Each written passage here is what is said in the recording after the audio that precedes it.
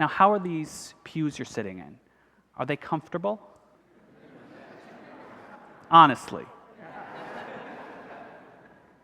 Well, when Bishop William Lawrence had the doors of them ripped off to make this cathedral a place of prayer for all people, he also envisioned this place as the center of the life of the diocese, a place where we could all come and be fed and be sent back into our parishes to do the work of God in much the same way that we are all doing today.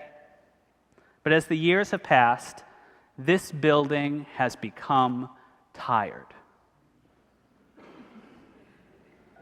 It's not the symbol of pride we all want it to be, a symbol that signifies a vibrant Episcopal Church right here in the center of the city. Nor does this space work well for all of the many groups that use it. So we're going to take $4 million from this campaign and create a cathedral that is both inviting, bright, liturgically flexible, and proclaims our faith in unmistakable ways right here on Boston Common. Now, please welcome Brian McGurk, the rector of St. Christopher's Church in Chatham and the dean of the Cape and Islands Deanery, who will tell you how his parish has been enabled to be a healer in the world through the resources of the cathedral. Brian.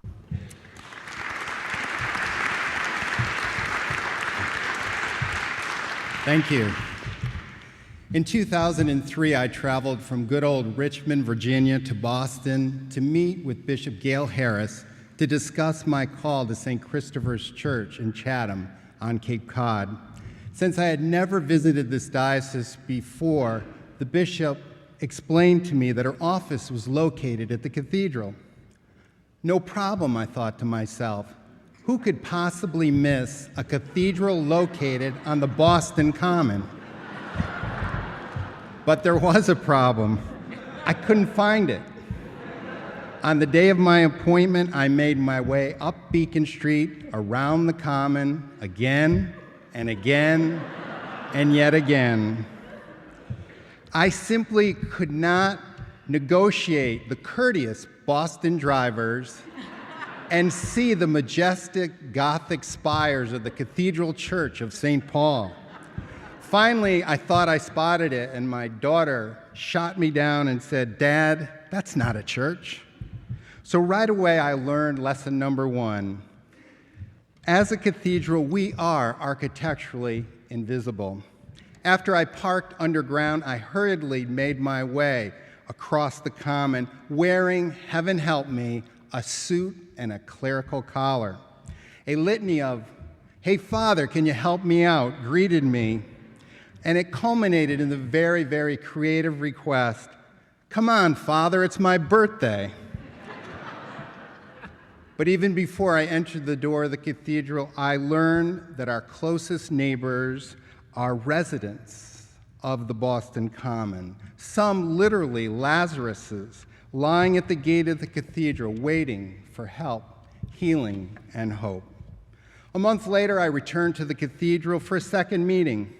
It was a sparkling, sunny, and unusually warm afternoon in March. College-age students were stuffed everywhere on the Common. And with all this energy and vibrancy, I suddenly had an epiphany. Man, you're old. And that day I learned lesson number 3.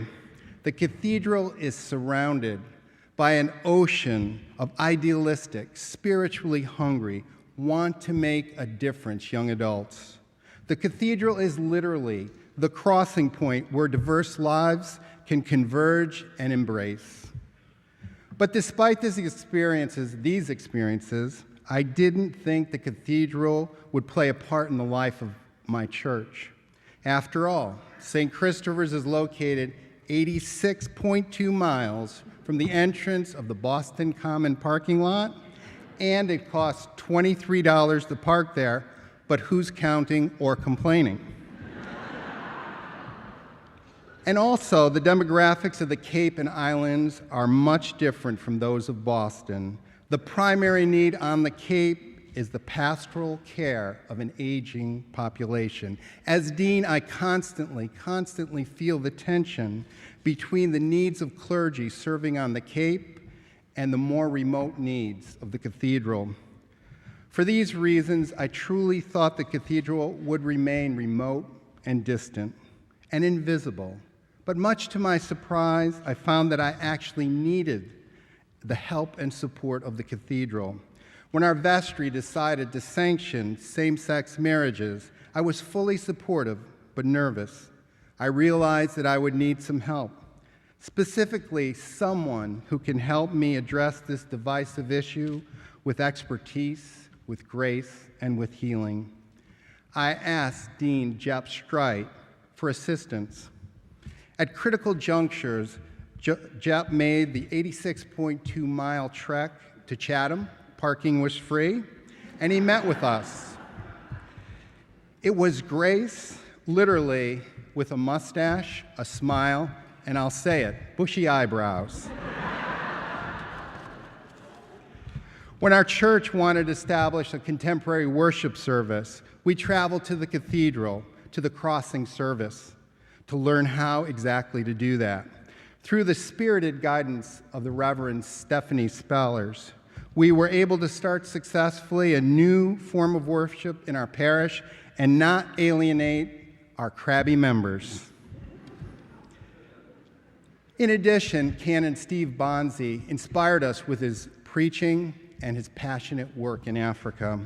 So my hope for the cathedral is fairly simple, that it'll be a center of healing that connects all of us, young adults, old people like me, the homeless, those of different religions and nationalities, all of our churches, the deaneries, the diocese, and anyone else, to do together what we can't do alone on the common, in our diocese, and in the world. Thank you. So what did you hear in Brian's story that resonated with you and your parish? When I visit churches, meeting with groups around setting education goals and helping you figure out as a community the value that you have most in passing on your faith, the one response that always comes to the top of the list is how our Episcopal faith informs and helps us live out our daily lives at home, at school, in the workplace. More than anything else, parishes that I visit, you tell me that you value our relationship with God that helps us live in a different way and bear the witness of Christ's love in the world as we live out our faith in service to the world. Now, I love a good Gothic cathedral. You know, the kind of place that you walk into that makes you feel like you just walked into God's front parlor. You know, that place of quiet retreat and awe-inspiring architecture. This place is not that. No. But you know what? This cathedral here was never meant to be like that. Instead, St. Paul's is right at the crossroads of where people live and work and wander and enact laws. This cathedral is about being at the heart of living life. So what if the cathedral here truly supported all of you in your desire to have faith inform all of your daily life and ministry? What if our cathedral offered workshops on implementing new offerings of worship, resources that you could take back to your congregations? Oh, good news, we already do that. But what if we did it in a space here that supported that kind of teaching as opposed to these box pews, which are really inhibiting to learning? So imagine here, instead of box pews, there are chairs. Wait, imagine here chairs and tables. Imagine in the space better visual and sound capacities, a flexible space for seminars and workshops and intergenerational learning. What if we had a building that was so refreshed it made you proud to be an Episcopalian, rather than having to explain, no, that's not a bank, that's the cathedral?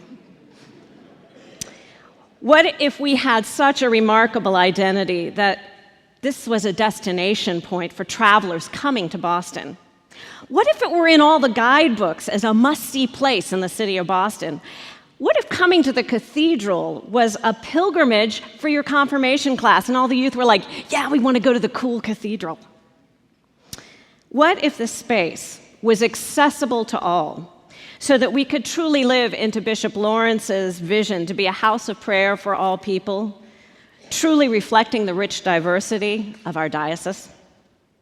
Okay, now it's your turn to dream again. Perhaps you're seated next to others from your diocese or from your church, or maybe somebody else you don't know, but take a moment, share with them, or jot down your ideas on your paper. What is it that God might be calling you and your parish to do with children, youth, and young adults? What are the possibilities that this campaign might make possible for your parish? And what are your dreams for this cathedral and how it might support you in your ministry? So take a moment, talk with your neighbor, use that worksheet again, and note your thoughts and listen for the Holy Spirit speaking to you. Go.